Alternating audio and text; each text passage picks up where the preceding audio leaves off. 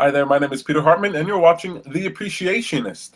Thank you very much for joining us. On tonight's show, we are discussing life after death. And when I say we, I mean me, because my two co-hosts are unable to make it here today. We have Samantha Barley, who is a little under the weather, and we have Valerie Soule, who can't find an access outside today. But no matter, we really appreciate their efforts in any case. If you want to find out more about Samantha Barley, go to samanthabarley.com. If you want to find out more about Valerie Soule, you can check out her website at thepowerofemotions.ca. So let's get into it. What I need is to just put up my name here, show you the website. The website's not there right now. How wonderful. In any case, what I want to talk about here today is life after death. But before we get to that, let us talk about the most important thing we do during the show, which is a moment of appreciation. Just so you know, the moment of appreciation we do every week. That's where we talk about something good that happened. It could be something that was pleasant, that's easy to appreciate. It could be something that wasn't so great, but that we can see value in today. Before we get going, I want to let you know we're going to start with a segment. Hi, Anne. How are you doing? Good, and yourself? Good, good, excellent. Okay, so I'm not alone today. We'll have Anne here. Thanks for joining us. Really appreciate it. Just about to tell you what I learned this week. So I learned something cool this week. So I learned that 50%, that if we provided water to the world, which you can do, if we provided clean drinking water to the world, we would eliminate 50% of waterborne illnesses. Now, I don't know if that seems like a lot to you, but that does seem like a lot to me. If we can just give access to clean drinking water to everyone around the world, both in the developing world and underdeveloped world, we could clean out so many people in the hospital room, so many people dealing with the common illnesses that we see around the world. And that brings me to something that I want to remark upon. Normally I save this for the segment, What a Great Idea, but I'll tell you right now. And have you ever seen the documentary called Slingshot? Or heard about it? No, I haven't. It's this great documentary. It's a documentary about a guy named Dean Kamen. Have you ever heard of the Segway? I've heard of it, but I'm not familiar enough with it. Well, so the Segway scooter was invented by an inventor. His name is Dean Kamen. He's an engineer. He's an incredible engineer. He's created all kinds of things that you would have heard of, things you wouldn't have heard of. If you've ever heard of I don't know if you've ever seen something like Robot Wars, where robots compete and they fight. Anyway, basically, this guy's an inventor. He created this device called a slingshot. And what this does is that it converts any liquid into potable drinking water. So you can stick one end of this machine into the ocean. You can put it into a swamp. You can put it in something filled with bacteria and viruses and whatever you can imagine. And out the other end comes clean drinking water. I mean, drinking water that meets the standard of medicine, medical grade water, the water that you get in a dialysis machine. So this is better than the water that comes out of your tap. And right now, I think the machines cost about $1,000. He's partnered with Coca-Cola in order to bring this about. And he wants to eliminate 50% of diseases that come from water, and I think that's incredible. So you can check that out on Netflix if you haven't seen it yet. It's in the Canadian one. I believe it's in the American one too. Okay, so look, we're going to move on to a moment of appreciation. I just letting people know both Sam and Val can't make it today. Val is unable to find a connection for today, and Sam is a little under the weather, so we'll just wish them well and send them well wishes for wanting to be online. But we're really glad to have Anne here. Exactly. So a moment of appreciation. So I was just explaining that's where we look back at the past 7 days and we pick out something that we appreciate. It could be something that was good, fun, pleasant, that's easy to appreciate, or something not so great, but that we can see the value in today. For example, we had a pretty cold snap a few days ago where we had a -10 or something like that, and now we're experiencing some nice warm weather. And I think it, you know, having a little bit of cold before the hot comes allows us to appreciate what's going on a little more. So would you like me to go first? Would you like to go, Anne? Oh, well, you go first. Sure, go ahead. So my moments of appreciation might be a little geeky here today, but they are my moments of appreciation. I had to program a new computer, fix a new computer. So whenever I'm fixing a computer, I'm always very happy. I'm also going to be getting an iPhone 6S Plus. So again, more technology, more fun for Peter and Peter's world. And I hope it's going to be pink. So that's always good news. Lastly, I saw the season finale of The Walking Dead. So I won't spoil it for you, but me, zombies, computers, that always gets me into a good place. So those are my moments of appreciation this week. How about you, Anne? My moment of appreciation today is I'm sorry, I'm just hearing a bit of feedback in my voice. Okay, what I like today is that I attended a art class with the teacher that I've had before, but the art class was phenomenal. The new things that were taught and that I learned, and I found something that I really, really like, so I'm going to continue doing that. Oh, that's really awesome. Art class. What kind of art is it? Painting, sculpting? It's drawing. It's drawing class. Drawing. Oh, drawing class, yes. So the teacher taught us to just sketch a picture upside down so that our brains, because what the brain does is that it takes away that perfectionism that we're trying to obtain, which kind of cuts one's thinking in order to make a good drawing or the outcome to be better anyways. So it was really, really interesting. It turned out quite well, actually. That is so awesome. Some psychology to that, right? That's right. I was just talking with Claudia, a member in our group, and she told me something really cool. She shared an article with me where when you're bilingual, when you're learning a new language, it accesses a different part of your brain. And so I wonder how your brain works when you're drawing something upside down. It never occurred to me to do something like that. Well, it makes me wonder, though, also, because supposedly how we see, right, is things upside down, and then somehow, I'm not sure how to explain it, but with the eyes. So maybe that way it kind of not only turns off the conscious thinking of perfectionism, but maybe works better with the brain of how we see too, and the outcome. That would be pretty interesting. That's incredible. That's definitely something to look up. Before we go any further, just want to say hello to our friend Jessica. I'm not sure if she can hear us or see us yet, but I do appreciate the effort that she's putting to coming on. Jessica, can you hear me? Okay, so Jessica's getting set up, but in case you can't hear or you can hear later, thank you for making the efforts. We'll just let you take care of that. If you have any questions, just please post it anywhere that you can find us on our meetup page at meetup.com/TLOAMTL. That's TLOA is in the law of attraction, and TL as in Montreal. Or you can post it on the Google page that you're on, or on the YouTube channel. Anywhere that you can see us, just post a message, and I or our producer Sam will get to you.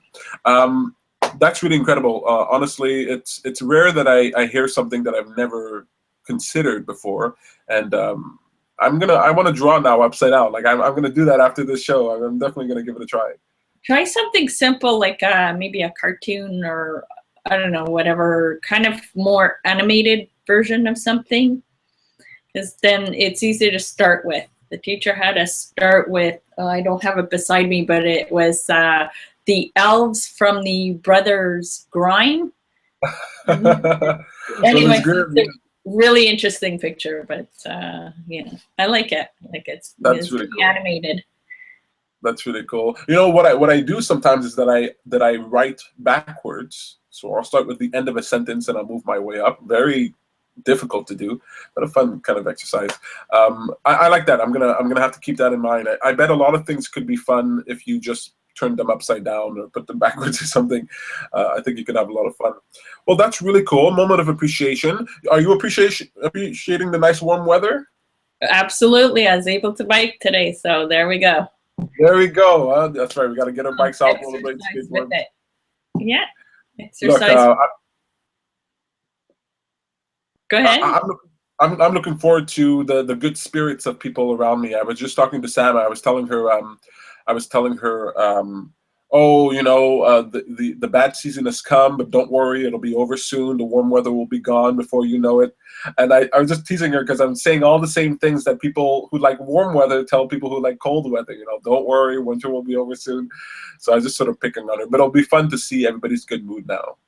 Oh yeah, for sure. And then we can get into gardening if you're one who likes to get your fingers in the earth, in the soil with the worms and pull up the worms. I appreciate that, but there's so much I appreciate, so I'll limit it for now. I know. Well, that's excellent. That's a good, great moment of appreciation for us today.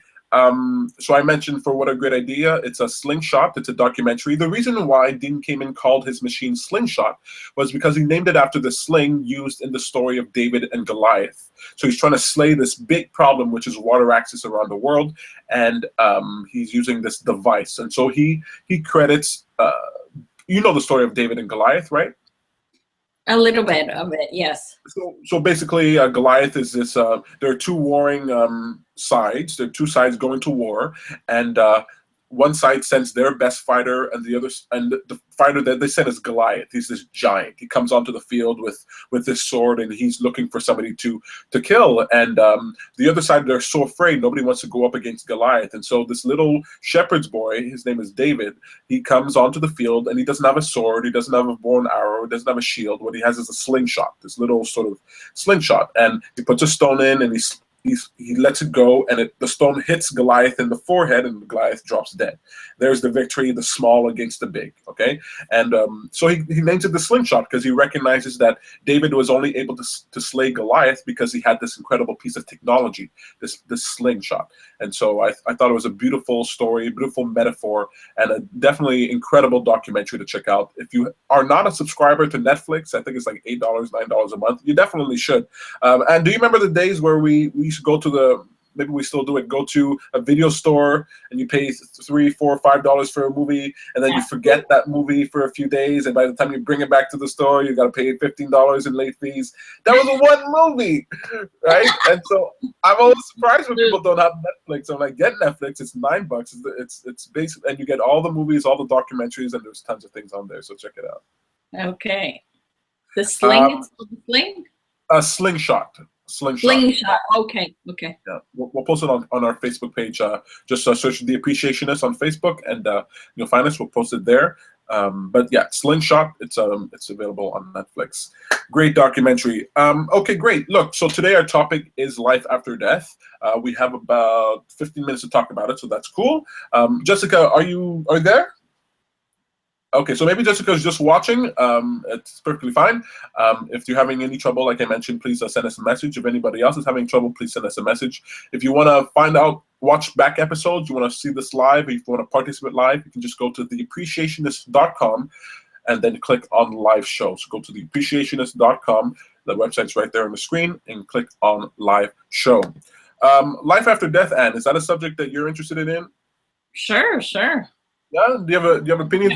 So before we jump into anything, and of course you're free to keep whatever you want to yourself. This is a personal subject. But do you have any belief about life after death? Well, I like to think, as long as it's peaceful for me, that I like to think that there is life for myself after death. You know, like a reincarnation type of thing. And if I know not everybody agrees with it, but that's fine.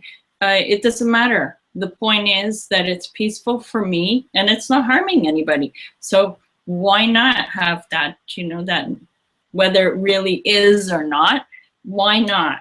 Why not, right? You know what? I'm right there with you. I grew up in the Christian faith, a Pentecostal church, but I think the having a belief, true or not, having a belief of life after death really does matter. It affects the way you live your life. Hi, Jessica. Hi. Hey, you made it. Finally. We appreciate the effort. Oh, thank you. I'm happy that you're doing that today. Oh, I appreciate it. We, anybody who's interested, we do it every Wednesday at 7 p.m. We're always very happy to have people come on board. We already did a moment of appreciation. That's where we share something that we appreciated in the past 7 days. But would you have one? I'll give you time to think. Anne was talking about enjoying going on her bike. She was talking about drawing in her art class. Yeah. I was talking about. I'm sorry, go ahead, Anne. Upside down drawing. Try drawing. Upside down drawing. With the picture that you're going to draw freehand upside down. It's very interesting brain exercise. Wow. If you're into art, that is. Well, look, you know, and I was talking about, you know, fixing my computer, watching a cool show. So there's no wrong answer when it comes to a moment of appreciation. Anything that you appreciate in the last 7 days, even if it's a good night's sleep. So did you have something this week that you appreciated that you're willing to share? Yeah. Well, I appreciate my place, my new place, because I just moved in, and I appreciate how quiet it is, how it's peaceful, you know, it's my own energy, so I can do whatever I want. Whenever I'm not feeling good, then I appreciate the fact that I have a chance to actually do something about it, you know. This week, actually, I appreciated a lot just interacting with people whenever, you know, I pass by and I give a smile to someone and somebody gives me a smile. Just this second of connection, that I appreciate a lot. It does change my day, you know. Absolutely, absolutely. I completely understand. Look, it's warm weather. Let's smile more to people. You don't have to smile at everybody, but you can smile at a few people, and it really does make a difference. I don't know if this is the case for everybody, but I love moving into a new place, a new apartment, a new place to live, setting things up, making decisions about where things go, and settling into something new.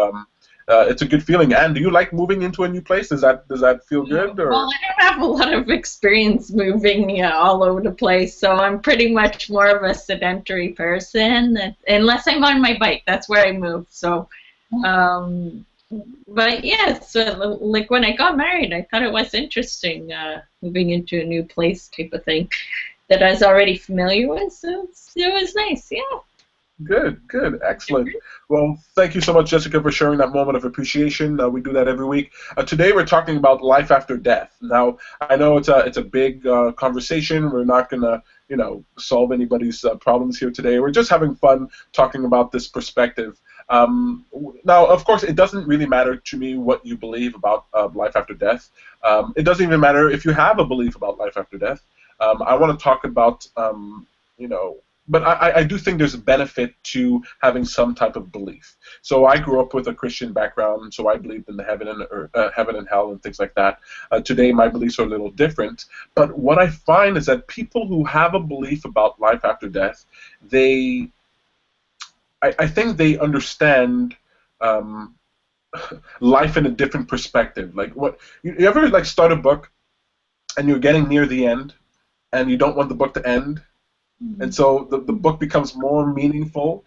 When there's a beginning and end to something and you're aware of those two things, it makes it more meaningful. I remember sitting down in the movie theater watching Lord of the Rings when it first came out, okay? And we're into the movie, we're 2.5 hours into this 3-hour movie, whatever it is, and I could see people going, oh my God, this is going so long. And I kept thinking, I never want this to end. I want this to be the longest movie ever because I was enjoying it so much. And there are times in my life where I feel the same way. Like, I'm enjoying life so much, but I'm aware of the ending, and it only makes me want to enjoy my moment even more. Is that a weird thing, or is that something that is worthwhile, you think? It's perfectly healthy. You're living in the moment. Yeah, exactly. And that's why I guess we're feeling this, you know, good feeling afterwards. Well, you know, and I think so too. And we were just talking before you got here, Jessica, about reincarnation. We were talking about having a philosophy. And, well, let me ask you this. Have you ever heard, just for the fun of being on the other side, have you ever heard a life after death belief that you thought was strange? Yeah. I remember hearing a story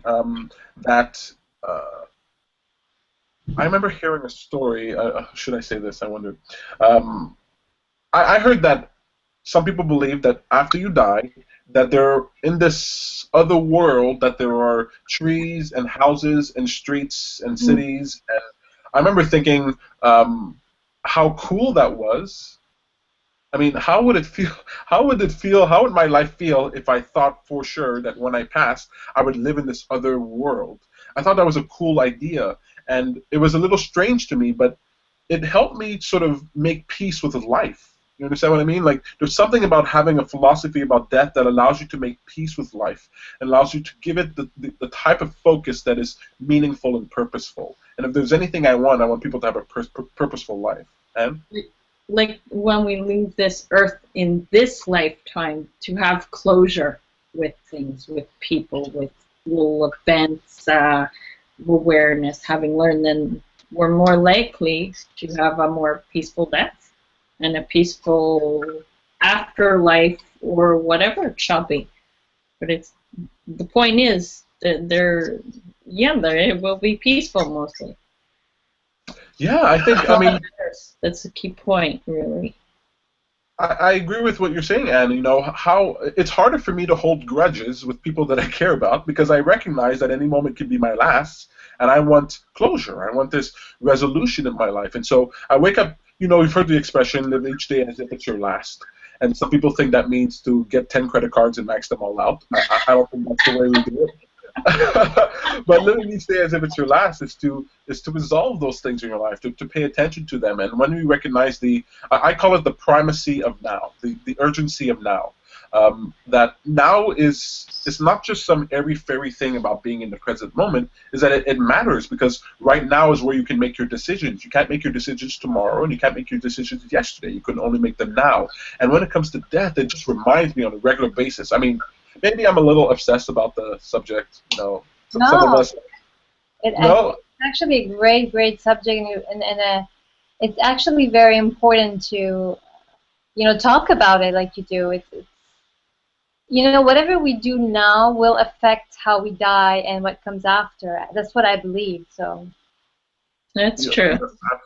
Yeah. Jessica, and Anne, I heard something recently. They were talking about people with terminal illnesses, and they were talking about in the medical community that we have to shift our focus from quantity over quality. So somebody might get a diagnosis of a terminal illness like cancer or something like that, and in the medical community, what they want to do is prolong their life as long as possible.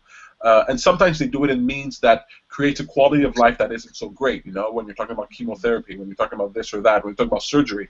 And they're saying that now they're giving, some doctors are giving people the option of not going through all that treatment to try to prolong their life, but instead to focus their attention on the quality of life. What do you want to do with your last remaining months? What do you want to do with your last remaining times? And as opposed to staying in the hospital bed for the next year, you could be spending time with your family and friends and doing things with your family. Now, just a side note, this is also interesting for anybody who's a skeptic out there. Those people who are given a choice to focus on the quality of life instead of the quantity, when they decide, no, I'm not going to do this thing, they actually live longer. Yes, they heal. Than the people who go for quantity, right? So a part of me believes that the fear of death, this resolution of when you resolve that, it doesn't only make your life better and more enjoyable, but it also extends it. It also makes it longer.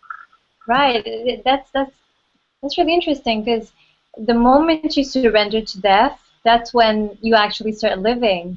And, you know, it's like you said, you know, people, when they accept their death and they rather just use every moment to, like you said, spend time with their families or whatever, this is when the body's energy kind of shifts, and then healing starts taking place, up to the point where they believe it. Obviously, some people heal entirely, some people live longer, but, you know, and it's all about surrendering. It's amazing, actually. I think this is a better way of doing things, you know, when somebody's really ill. You know what, I agree, and part of me, I love it when it comes to the regular things in life. And so I hear on a regular basis people talking about dealing with the criticism of others, dealing with the doubt or the fears of other people. And what I realize is that when I'm talking to somebody who really has a perspective about death, they don't really spend too much time concerning themselves with other people's opinions, because they recognize that at one point, I won't even be able to hear their opinions. I won't even be able to hear the criticisms, and I won't be able to do what I want. And so why should I care so much about what you're saying and what you're critiquing of me? My life is finite. I have a certain amount of time here, and I'm not going to spend this time on worrying about what you think. I like to tell people, if you wouldn't spend $5 on it, why would you spend 5 minutes on it? You know, like, would you spend $5 to listen to someone's criticism of you? Well, no, but we spend 5 minutes, and I go, well, what's worth more? 5 minutes is worth a lot more, and so I think of my time as currency, and I spend it where it's worthwhile, and I do that because I realize I have a finite amount of time, and so I want to use that wisely. It's like if I gave you $100, you might spend it wisely. If I give you $1,000,000, you'd spend a lot of that sort of haphazardly. You know, when you have an abundant amount, then you pay less attention. When you have a limited amount, then you pay more attention. And I think that's an important quality. Yeah. Sure. Look, I wanted to ask. So whatever your belief about death, okay, whatever your belief about life after death, how do you feel that it affects you on a regular basis, on a day-to-day basis? Maybe it doesn't, but if it does, how does it affect the way you see the world, how you live your life? I know some people become more caring and compassionate if you think your life, the things you do in life have consequences, whether you're talking about reincarnation, karma, or a punishment or something like that. It sort of reminds you to be more caring, more compassionate. But in what way do you think your philosophy about life after death influences you? For myself, I think that it, not that I think, I know that it raises more self-awareness of what's going on around me, how I react to things. Instead of reacting so much, I start responding in a more calm way, less anxious type thing. So that's, again, for cellular health and living longer, it's helping. And also psychologically, being able to speak about the subject as we are right now, I find is very important because it gives a mental preparation in time of when it does happen. We're more likely to respond in a calm fashion, in a calmer fashion than like with the limbic system and on a very high anxiety cortisol release in the body. That's excellent. I love the way you put that. You know, at its root, it affects the way you react to the world, right? Meaning it affects your beliefs. It affects your belief system. It affects the way you react to the world. And I love what you said about self-awareness. I think that's very important. It causes you to be self-aware. You know, it's harder to get lost in the rat race or in the distractions of the world when a part of your mind is aware of this transition, this transformation that can occur. And so self-awareness, I think it's very important. I think that's part of the quality why some people might get midlife crisis, for example, this crisis of self-awareness, because it's only at that point that they start thinking about their life in context. So I think that's very, very important. And then anxiousness, you know, I know when I learned about, when I evolved my ideas about life after death, it took the pressure off of me to need to accomplish everything now. Right? I moved from a life where I needed to accomplish things and achieve things, and I moved to a life where I wanted to experience more, want to be more present. It's because I realized no matter what I do, I will never accomplish everything I want to do. And also, too, that lets me know it's not my job to spend my life accomplishing things. Accomplishment is just a byproduct of desire and about enjoying your life, you know? So I like that. What about you, Jessica? How do you think you know, your philosophy about death influences your life? Well, first of all, I don't really separate death and life because I believe once you make your transition, it's just more life, just in a different dimension. So I usually, how I think about it is because I'm aware that I am actually consciousness, which is death, supposedly, so without the body, I try to take that and apply it into my life as a physical being. And that's how I use the concept of death to have a better quality of life here in a physical dimension. So, yeah, it's like the other way around for me, you know. It's, I mean, I'm only saying this because about 2 months ago, I was actually almost about to die. So I was in hospital, and I was really like, it was really risky, like really dangerous. And I did feel certain things. I cannot say I didn't, but that woke me up on a lot of levels. So yeah, I try to use the non-physical who I really am, and just to take from this consciousness, the compassion, the love, and just applying it here with people, with animals, with everything that surrounds me. That is so beautiful.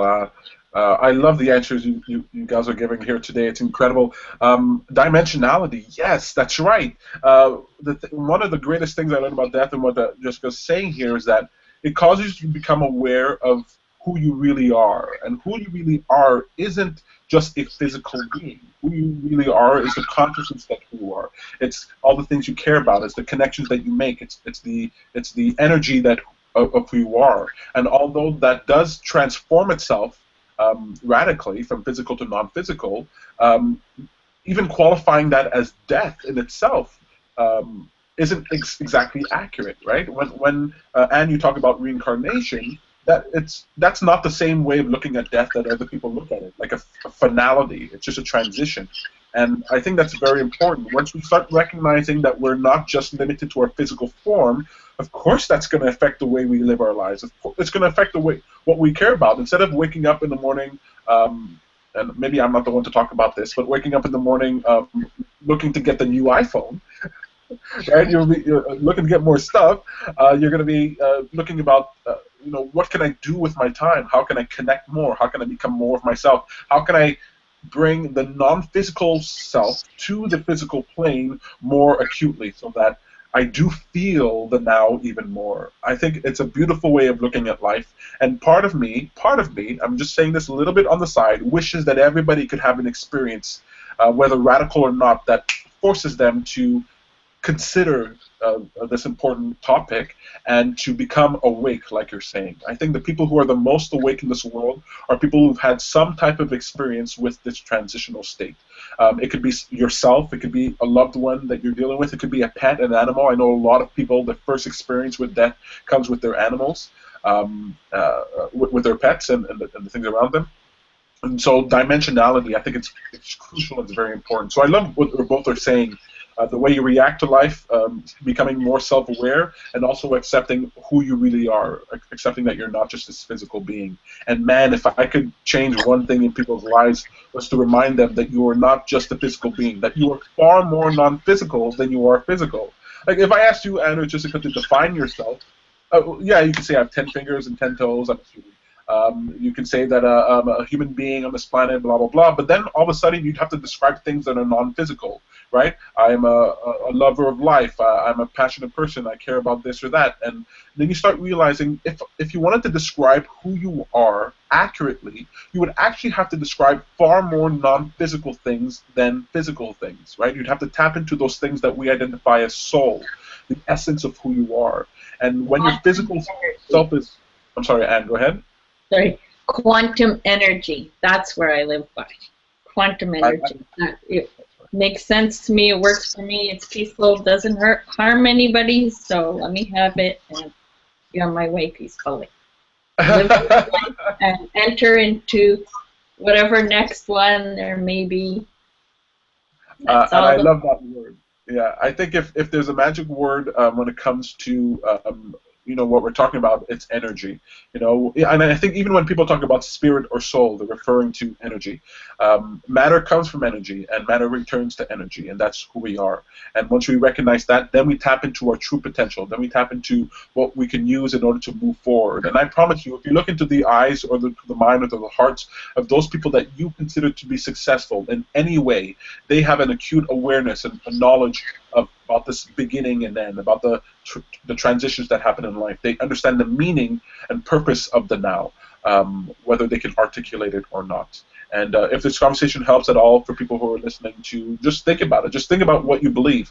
The one thing I love about life after death is that no one actually has the ultimate answer. No one can say for sure. You'll only know for sure when you're there. And I love talking about things where there are no hard answers, where we have to rely on our intuition, where we have to rely on our sense. We have to rely on who life has caused us to be.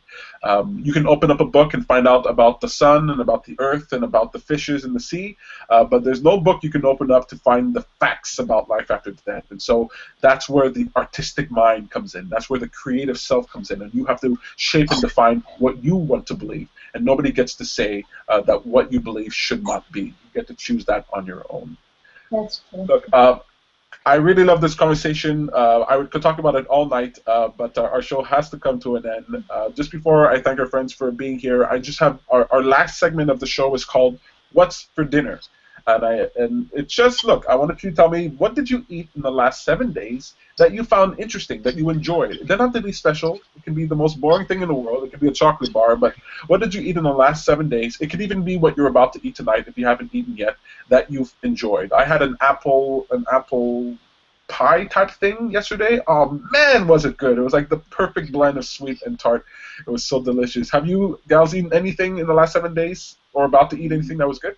Well, I enjoyed some of those frozen chicken, breaded chicken nuggets. Oh, nice. Well, from time to time, it's nice. I enjoy those. I can eat them like chips almost. I know what you mean. I definitely know what you mean. How about you, Jessica? You eat anything interesting? Trying to think. I did a soup a couple of days ago, and I really, really liked it. It was very simple soup, but for some reason, I think it was my state, actually. I think that's it. The state I was in, I was like so happy that I was eating that soup in that moment, and I think I kind of reflected that back on the soup or something. I completely understand that. Honestly, of course, it's never the food that does it. It's the attitude in which you consume that food. And that's why we talk about what's for dinner. We want to remind people that even when it comes to something as simple as dinner, that you can make it meaningful, that you can appreciate it. And if you appreciate it, then you'll enjoy it all the more. You know, now I feel like eating breaded chicken strips, you know. Now I got to go eat that. I feel like it's been ages since I've had something like that. But you can drink a glass of water with appreciation, and it could be the best glass of water that you've ever drank before. Thank you, Anne. Thank you, Jessica, for a wonderful show. Thank you. I didn't have to do it alone. Oh my God, I thought for sure I'd have to do it alone. But because Anne came out and Jessica's persistence, you guys came. Really, really appreciate it. Normally, I'm supposed to give out a winner for Beloved. So every week we're giving out a ticket for an event on April 30th. It's called Beloved, and I will just let you guys know, because of my fond appreciation for you two, that both of you are able to come to Beloved on the house. So if you're interested and available, April 30th we have a wonderful event, and both Jessica and Anne will be on our guest list. Thank you so much for coming out, and have a wonderful night. Take care. Bye. Make sure to take note of that. So Jessica and our wonderful winners, and I hope to see them at our event on April 30th. Just so you know, we do have an event coming up April 30th at the Atwater Library, downtown Montreal. It's called Beloved, Evoking the Love of Self and Others. We're going to have guest speakers, we're going to have panel discussions, we're going to have tons of raffles, and every week we're giving away one free ticket on Beloved, on The Appreciationist. You got to watch. We don't send out an email or anything like that, so you have to be watching the show in order to know. If you want to look back at the past few weeks, there have been other winners. You can go and check that out. I want to say thank you again to our co-host, Valerie Soule. You can find out more about her at thepowerofemotions.ca, and Samantha Barley, who's our co-host and producer. You can find out more about her at samanthabarley.com. And as always, tune in next week for another exciting episode of The Appreciationist. Take care.